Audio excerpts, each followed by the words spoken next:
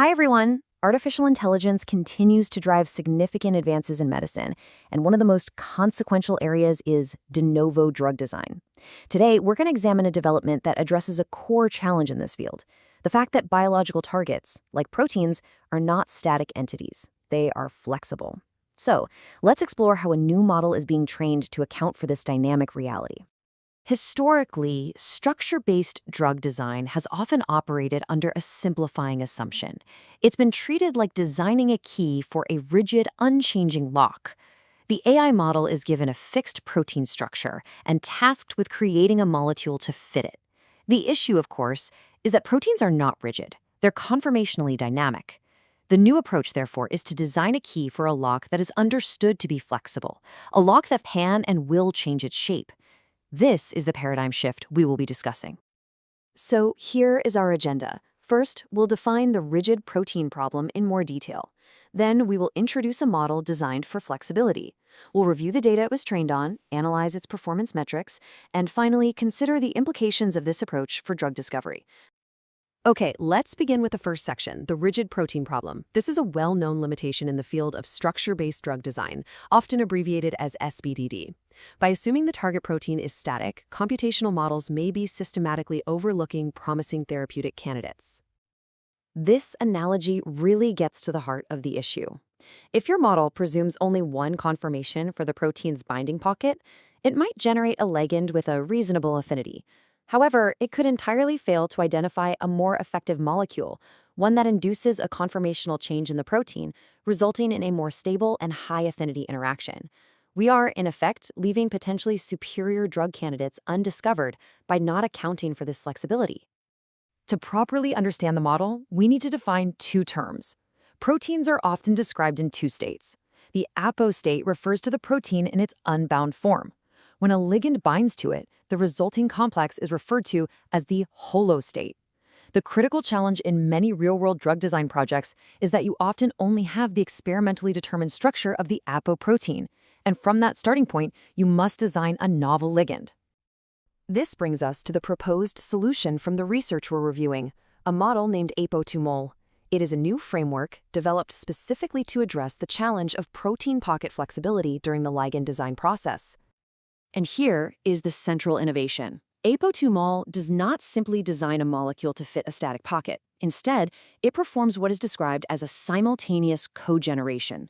It designs the ligand and, in parallel, predicts the conformational changes the protein pocket will undergo to accommodate that specific ligand.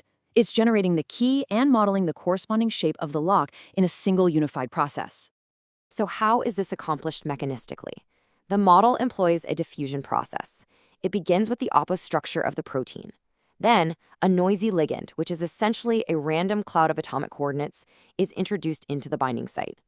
The model then iteratively denoises this random cloud, refining it into a chemically plausible molecule.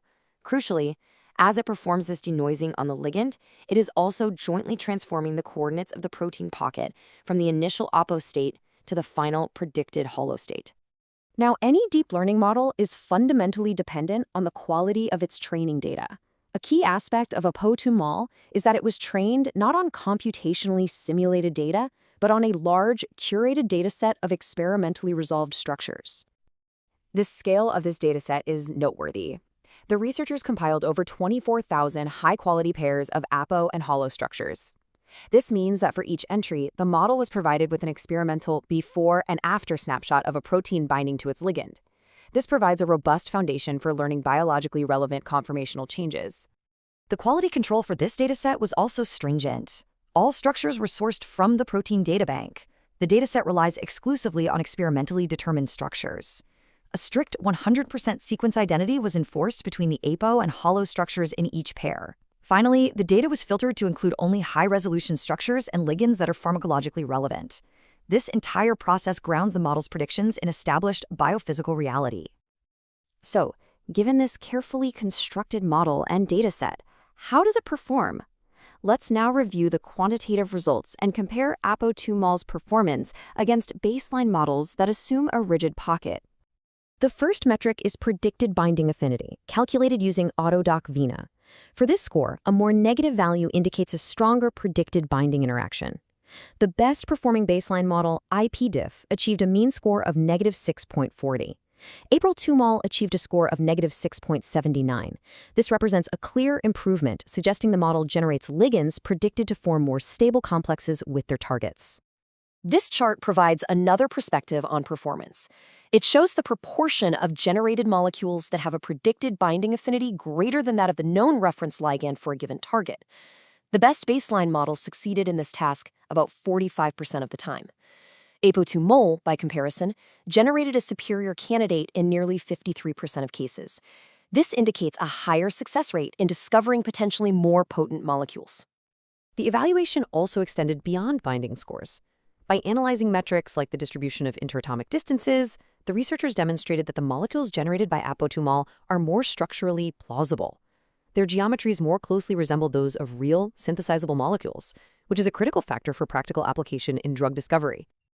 Let's consider the broader implications. What does a model that accurately accounts for protein dynamics mean for the future of medicine? This type of approach holds the potential to improve the efficiency of the drug discovery process, possibly reducing time and costs by generating higher quality lead candidates at the computational stage. This quote from the paper provides an effective summary. It states that by jointly modeling ligand generation, pocket dynamics, and the interactions between them, Apo2Mol can produce high-quality drug-like ligands even in the common and challenging scenario where no holo structure is available. This capability could be instrumental for novel or difficult-to-drug targets. And this is not merely a statistical abstraction. Here is a specific example for the protein target with PDB-ID 7FWX. The known reference molecule has a Venus score of -7.24. A molecule generated by Apo2Mol for this same target achieved a score of -8.81. Recalling that a lower score is better, this represents a substantial improvement in predicted binding affinity, a stronger and potentially more efficacious drug candidate. By moving beyond the rigid lock assumption, models like Apo2Mol are initiating a new phase in structure-based drug design. This work leaves us with an important question for the field. Now that AI is beginning to effectively model the inherent flexibility of proteins in drug design, what other complex dynamic biological systems, previously considered too challenging for static models, should be the next focus of investigation?